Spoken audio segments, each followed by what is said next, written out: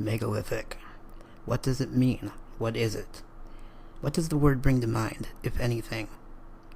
The term megalithic comes from the ancient Greek and literally translates to great stone.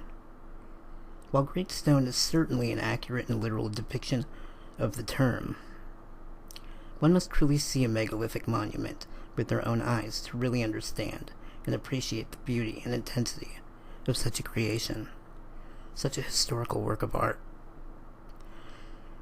While you may or may not be accustomed to the term megalithic, there's a good chance that you probably heard of one of the most well-known megalithic monuments in history, and that's Stonehenge. Stonehenge, which is located in the English county of Wiltshire and is believed to be created anywhere from 3000 to 2000 BCE, is a true sight to see.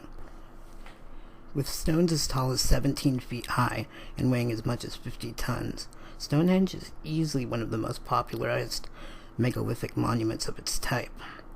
Its immense creation, which was continued over a period of thousands of years, continues to boggle the minds of those who view and study its existence.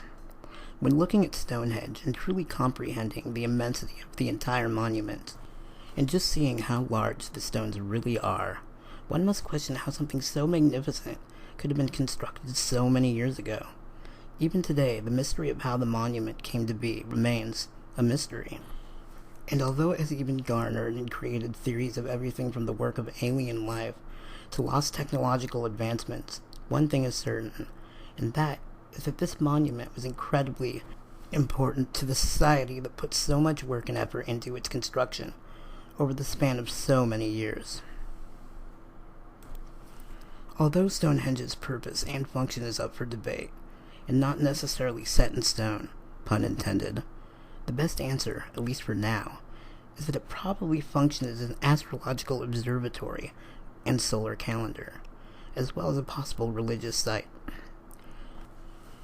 While Stonehenge is certainly impressive and a perfect example of a stone circle type of megalithic monument, and simply one of the many, as well as one of the many types of megalithic monuments that exist in Europe. In fact, Stonehenge is but one of around 900 other stone circles that exist in the British Isles. Apart from the stone circle monuments such as Stonehenge, many other types of constructions exist in Europe, dating all the way back to the Neolithic period. From megalithic tombs, which are above-ground burial chambers, built of large stone slabs, or megaliths, laid on edge and covered with earth or other smaller stones, to ditches and banks, broad terraces, circular enclosures known as henges, gravesites, standing stones, cairns, stone rows, and more, all of which have their own intended purpose. A good example of an ancient megalithic passage tomb would be Ireland's Brúna Boyne. Brúna Boyne, which means the palace or the mansion, refers to the area within the bend of the River Boyne, which contains one of the world's most important prehistoric landscapes. Believed to be built some 5,000 years ago during the Neolithic period, the Brúna Boyne contains the largest assemblage of megalithic art in Europe. It is believed that the initial construction of this site began around 3300 BCE, and evidence suggests that during this time, the area had developed into an open farmland which was scattered with domestic houses and buildings. With over 40 different passage tombs, the Brúna Boyne reflects a society where rituals and ceremonies were of great importance. Not only were these tombs built with care, but they also showed a great deal of sophistication, both in architecture, engineering, astronomy, and artistic endeavor. The large kidney-shaped mound, which covers over an acre, not only shows the importance of honoring those who died, but also shows the importance of art and creation within this society, as many of the curbstones are richly decorated with megalithic art. Today, the Brúna Boyne is a huge tourist attraction, and although no access to the tombs themselves is allowed, it is still open to viewing the outside and is a very popular tourist trap. The Brúna Boyne, which is also known as New Grange, is easily one of the most important megalithic sites in Europe. Another interesting megalithic construction would be the Polnebron Dolmen in Burien County, Ireland. Polnabron Domen, meaning Hole of the Cornstones in Irish, is a portal tomb which dates all the way back to the Neolithic period, 4200 BCE to 2900 BCE.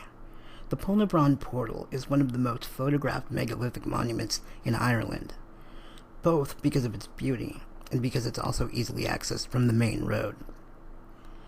With the actual chamber being 8 foot by 4 in size, and the capstone 12 by 7, the Polnabron Domen is a sight to see.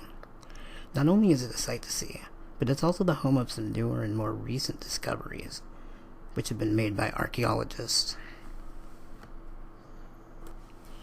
In 1985, it was discovered that the eastern portal stone was cracked and beginning to collapse in. In an attempt to fix this, restoration efforts began the following year. During the excavation and restoration project, somewhere between 16 and 22 adults and 6 children were found buried beneath this large monument. Along with these bodies, various personal items were also discovered, including a polished stone axe, a bone pendant, quartz crystals, several weapons, pottery, and other personal belongings. The remains of a newborn baby, which is believed to have been buried sometime in the 1700s, was also discovered just outside of the entrance. These findings, of course, did bring light to the fact that the tomb was likely a center for ceremonies and rituals well into the Celtic period, and may have also served as a territorial marker in the Neolithic landscape. Much like the other monuments already mentioned, the Polnabron Domen is now a tourist attraction and gets many visitors every year. The Knocknaquilla megalithic complex in County Cork, Ireland, is yet another great example of a megalithic monument, and also one of the most interesting.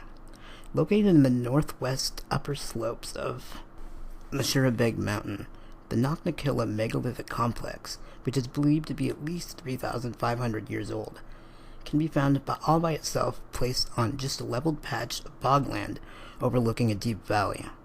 The complex, which is a mix of both stone circles, a radiocolumn, and 2 pointed portal stones, is well known due to its abundance of archaeological artifacts.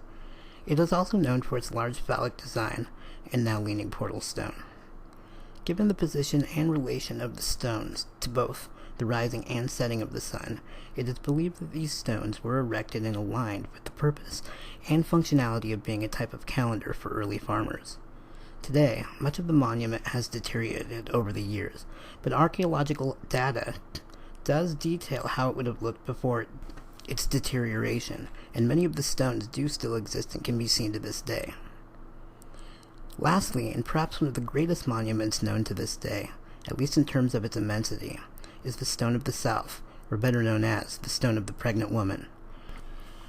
The Stone of the Pregnant Woman is an ancient Roman monolith in Lebanon, which is 21.5 meters by 4.8 meters by 4.2 meters in size.